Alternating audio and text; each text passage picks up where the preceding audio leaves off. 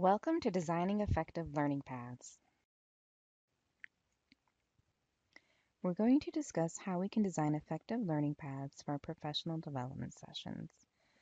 Designing effective learning paths can become an overwhelming and complicated process. There are countless tools, tips, strategies, and techniques to designing effective learning. Designing effective learning paths, however, does not have to be very complicated. We can streamline the process by focusing on a few key strategies and a few key techniques.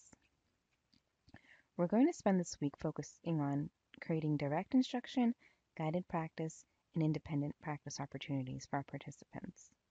Before we can do that, we're going to revisit the importance of starting with the end in mind.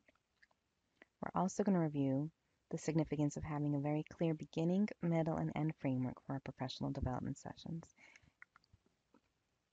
Third, we're going to begin to discuss the flow of instruction and how we move from direct instruction to guided practice, and finally independent practice.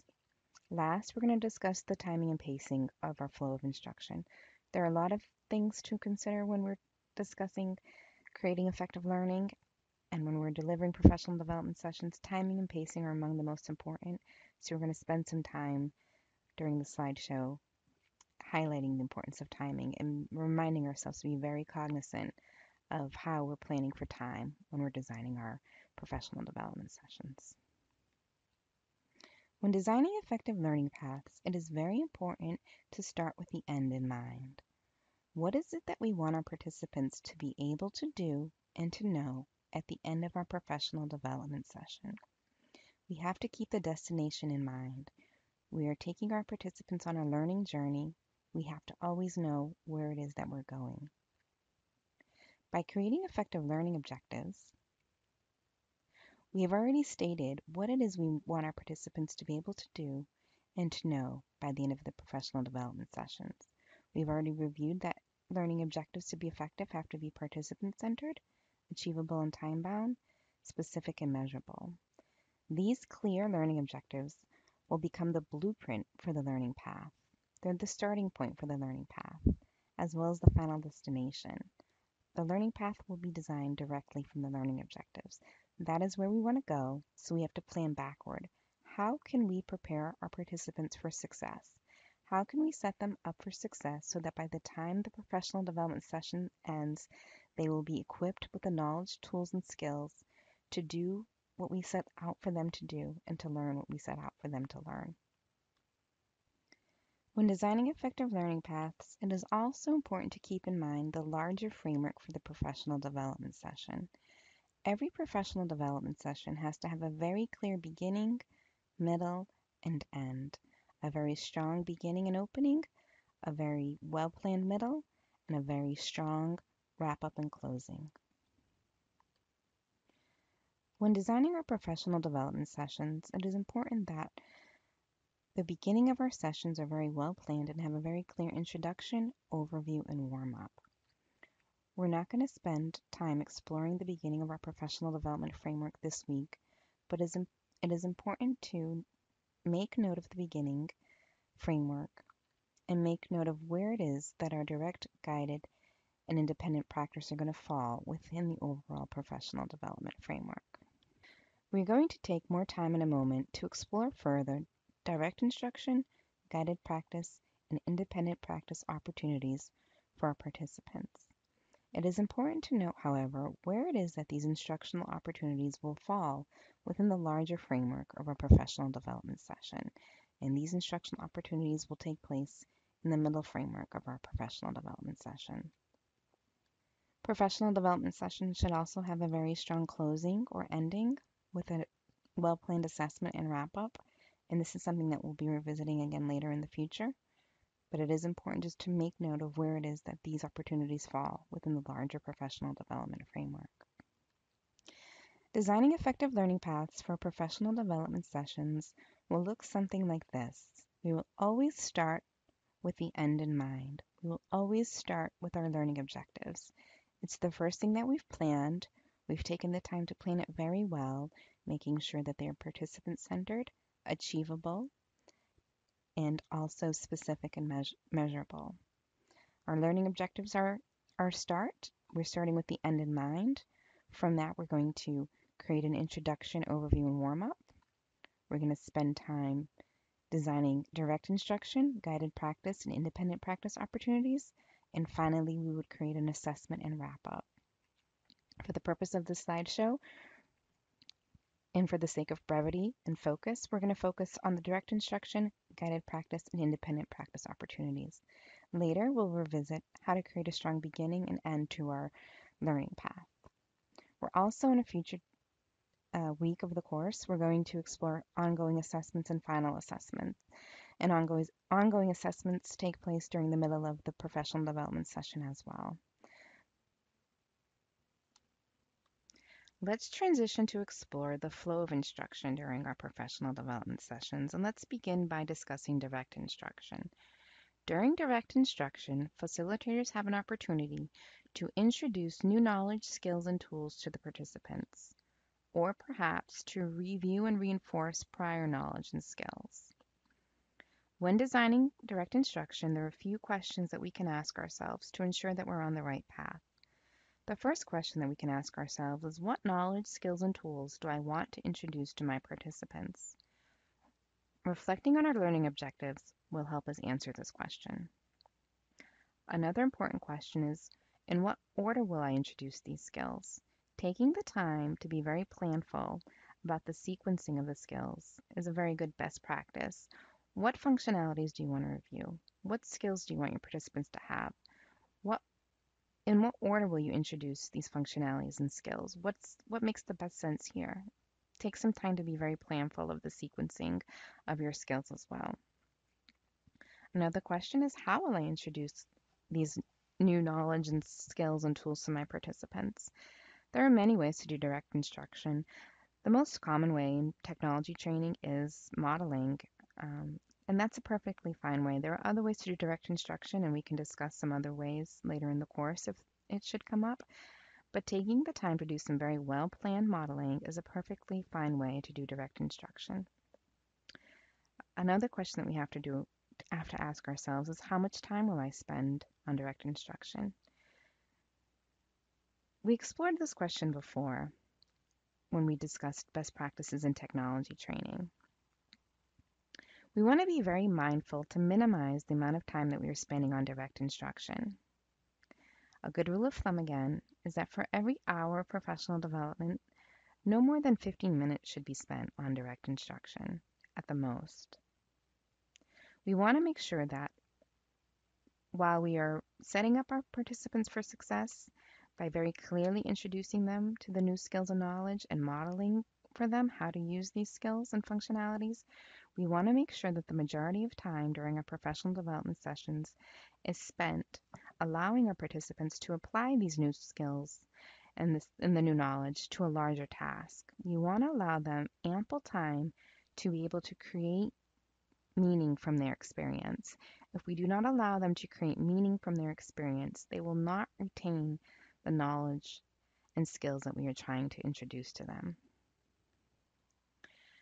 After we have designed our direct instruction by mapping out the skills and functionalities that we want to introduce to our participants, the sequence in which we want to introduce those skills and functionalities, as well as the amount of time we want to spend on direct instruction, we can transition and begin to design our guided practice opportunities. During guided practice, participants have an opportunity to apply the new knowledge, skills, and tools introduced during direct instruction to a larger task. Guided practice allows participants to begin to apply the new knowledge and skills with the added support of the facilitator as well as other participants. There are a few questions to ask ourselves when we're designing effective guided practice opportunities. The first is, how will my participants apply the knowledge, skills, and tools to a larger task? What is the larger task? How will they be working? Will they be working in pairs, in larger groups? Will they be working individually? Another question to ask is, how will I support my participants throughout guided practice? What is it that you will be doing as a facilitator? What questions will you be asking? What will you be looking for when you're monitoring the room and helping them through their task. And last question to ask, which is very important, is how will I provide opportunities for participants to collaborate and support and learn from each other? The value in guided practice and the value of an in-person professional development session is that participants have the opportunity to work with one another and learn from one another. We want to make sure that during guided practice, we are providing ample opportunities for participants to in fact do this, to work, to collaborate, to support and learn from one another. After we have introduced the new knowledge and skills through direct instruction, and we have provided our participants with an opportunity to apply those knowledge and skills to a larger task with the added support of the facilitator and other participants during guided practice, we can transition and lead our participants to independent practice. During independent practice, participants will have an opportunity to independently apply the skills and knowledge that were introduced in the session to a larger task. During professional development sessions, we are often short on time. We often don't have the amount of time that we would like to have with our participants, and we have to make some hard decisions. It is okay to extend the independent practice to after professional development session. That's not ideally what we would like. Ideally, we would like to have time for direct instruction, guided practice, and independent practice. The value of having independent practice in person with the participants is that you can monitor and assess their progress. You can see exactly how they are doing, how they are applying the knowledge and skills, and if they are successful on their own. But again, oftentimes we're short on time and we have to make hard decisions. And if there's one thing that we could cut back if we were absolutely pressed to, that would be the independent practice. That doesn't mean that we don't offer this opportunity to participants, but it means we offer a shorter amount of time for independent practice, or that we extend this to after the session and we give them some type of homework assignment, some way to follow up with them post session, or some way for them to check understanding with one another after the session. Again, the value of a professional development session is, among other things, but the greatest value perhaps is that participants have the chance to work with one another. They have the chance to process new learning, to discuss, to collaborate, to reflect together. And this will provide for a much richer learning opportunity, than independent practice will. So if we were to weigh importance between guided practice and independent practice, they're equally as important, but the value of an in-person professional development session is that is a larger group, the collaboration, the opportunity to connect with peers. So independent practice is important. It allows us to see how our participants are doing. It allows us to assess them in a different way.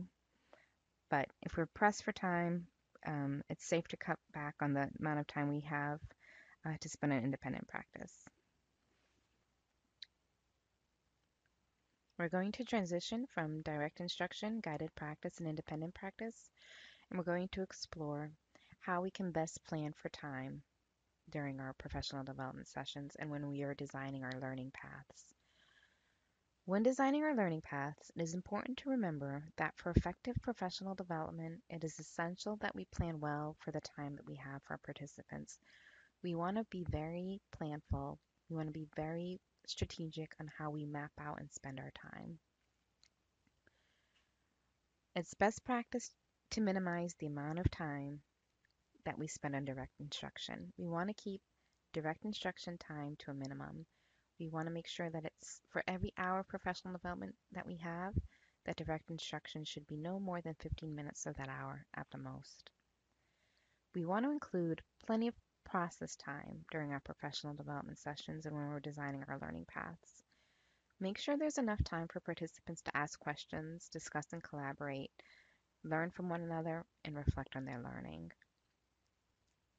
It's very common to see professional development sessions that are overplanned, that are jam-packed with information and that don't allow for enough process time.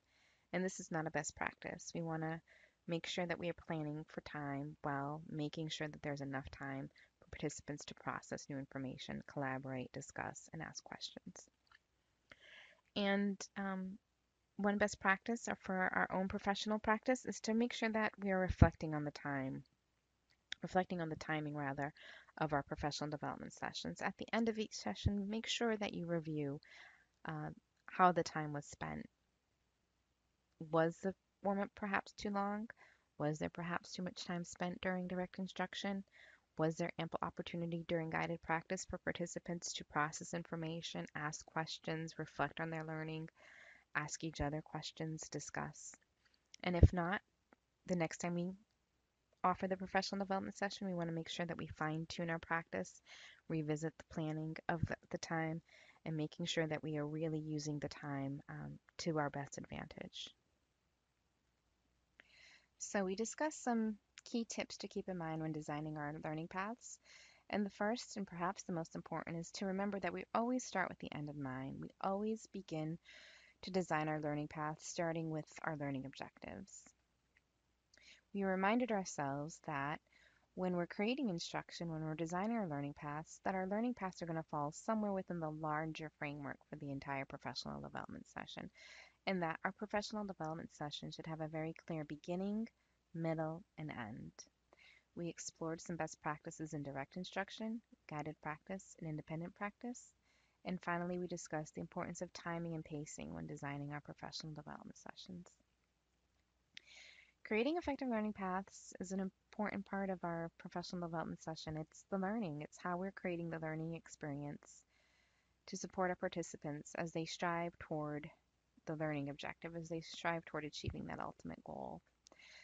There's a few things to think about, but if we focus on the important things and keep the overall framework in mind, keep the learning objective in mind, keep the flow of instruction clear in our head, and remember to be very mindful of the planning, we will see that the learning paths that we are creating will be very effective, will be engaging, and that our participants will respond very well to the learning opportunities that we are designing.